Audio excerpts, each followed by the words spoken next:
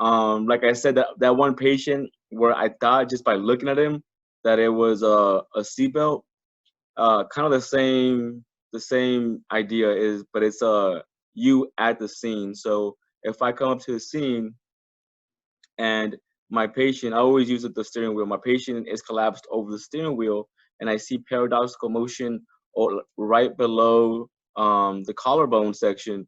I'm gonna assume that the paradoxical motion is because of flail chest, and the flail chest is caused because of the impact from the patient's thoracic cavity, being the chest, to that steering wheel.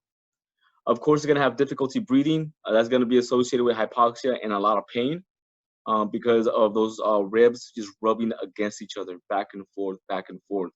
So likely signs of shock and hypoxia are gonna show. And now the reason for that is you have to kind of visualize what's going on inside the thoracic cavity. There's continuous lacerations of the tissue. So lacerations being a cut, right? Continuous cuts that are happening and tearing around the flail chest section.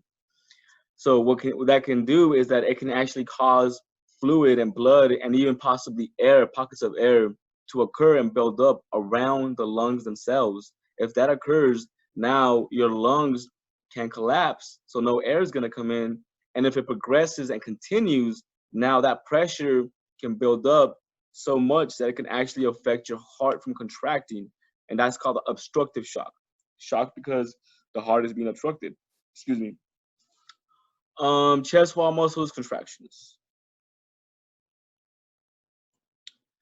Okay, so now we're talking about an open chest injury. See, difficult to tell what is injured from entrance wound. Obviously, if it's an open wound injury, open chest injury, we're not sure exactly what's affected because it really depends on the projectile, what went inside the patient, and also did it come out, did it stay in the body, and we don't know of any movement after the patient got stabbed. Let's say if it's a stab injury, if they're moving around after being stabbed and the knife was impaled in the chest from the movement of the patient, that could cause further damage as well. So open wounds allow air into the chest, sets imbalance in air pressure and pressure. So we're talking about pressure, and I kind of already covered that with the pressure being able to collapse that lung, which is the next bulletin down here. And then if it progresses, the air is going to start to build up inside the chest cavity and blood possibly. It could obstruct the heart from contracting. So it's the same. It's pretty much going to be the exact same issues, except that with this one you have an open chest wound, and with this one just a closed wound. But the same effects occur. Same things occur. See, okay. Sucking chest wound, chest cavity is open to atmosphere. So a sucking chest wound is the same thing as an open chest wound, okay? And it's called a sucking chest wound because, again, every time your patient breathes in, air is going to go in through your mouth hole, and it's also going to go in through this hole in your chest, and it's going to make a sucking noise. So it's called a sucking chest wound because that negative pressure is sucking air into the chest from the hole. Chest cavity is open to atmosphere, may or may not be sucking sound, may be gasping for air. So obviously you want to maintain the patient's airway open so they can breathe. Seal the wound. That's the biggest thing you want to do is seal the wound with an occlusive dressing. Now, occlusive just means non-sticky.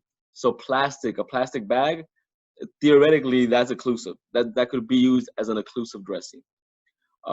And the reason for that is we want for drainage to occur. So we want to allow for drainage to occur. An occlusive dressing allows for drainage of a sucking chest wound. At the same time, we don't really want anything to get stuck on there. So you want to give this patient oxygen, obviously, because if they have a sucking chest wound, there's a good chance that lung is collapsed and they're having a lot of difficulty breathing. So we want to pump as much oxygen to this patient as possible to make up for the lack of oxygen from that collapsed lung. Of course, we're going to care for shock. Being EMTs, we care for shock by keeping the patient warm, giving oxygen high concentration, as said on the prior bulletin, and then just position of comfort for the patient. Whatever, and that's dictated based off the injury, the location, and patient comfort. Of course, if they have a sucking chest wound, we want to take them to the hospital as soon as possible. And then depending on how unstable your patient is, if they're stable or unstable, also how far away from the hospital you actually are, you may want to consider some ALS intercept.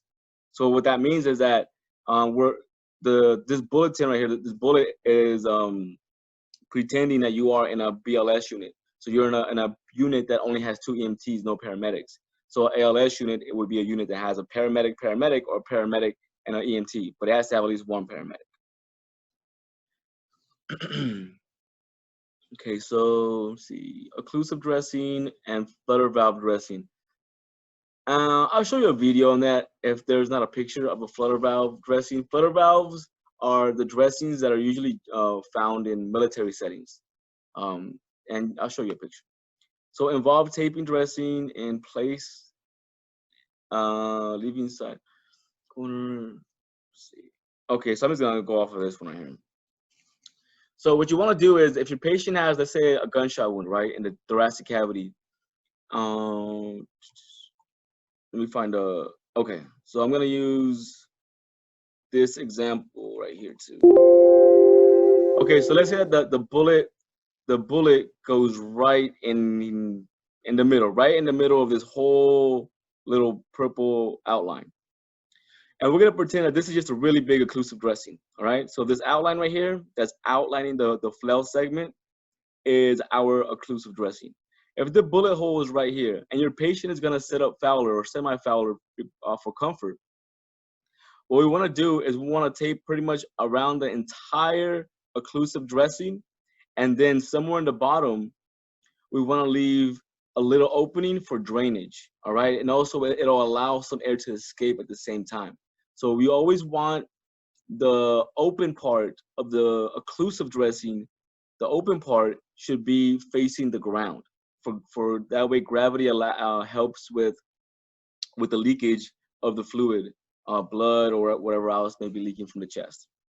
So that occlusive dressing would be this right here.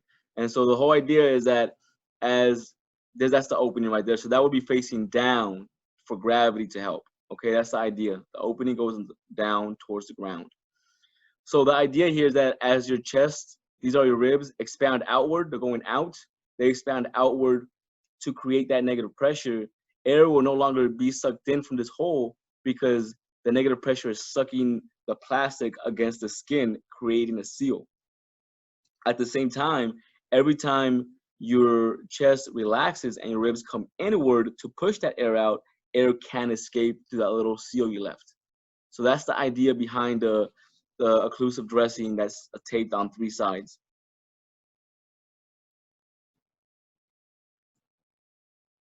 Okay, so now that I showed that, I can go ahead and share the video that